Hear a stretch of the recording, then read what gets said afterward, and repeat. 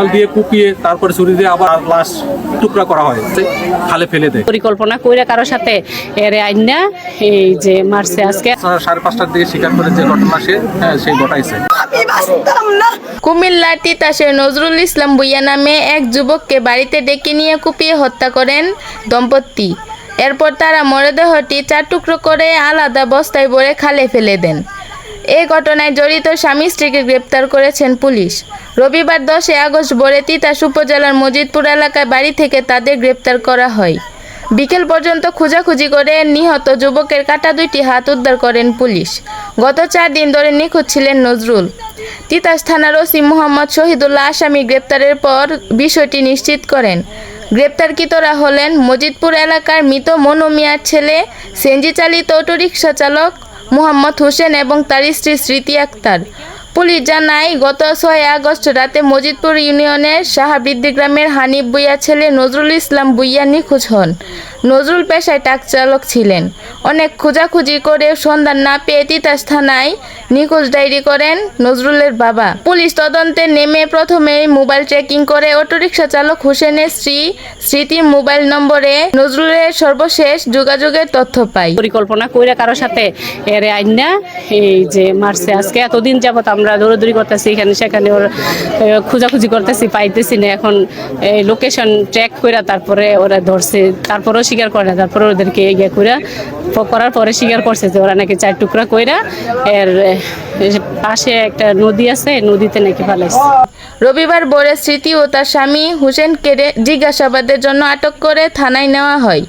জিজ্ঞাসাবাদে নজরুলকে হত্যার বিষয়টি স্বীকার করেন। পুলিশ জানায়, নজরুলকে হত্যার বর্ণনা দিতে গিয়ে তারা জানান, স্মৃতির সঙ্গে নজরুলের পরকীয়া প্রেমের সম্পর্ক ছিল এমনটি সন্দেহ করতেন হোসেন।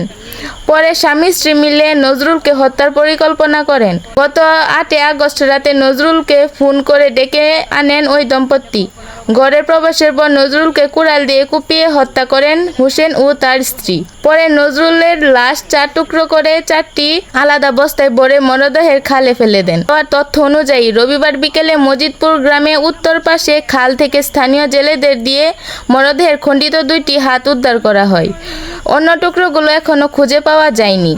তিতাস থানার ওসি মোহাম্মদ শহীদুল্লাহ বলেন, হত্যাকারীদের দেওয়া তথ্য অনুযায়ী মরদেহের কিছু অংশ উদ্ধার করা হয়েছে।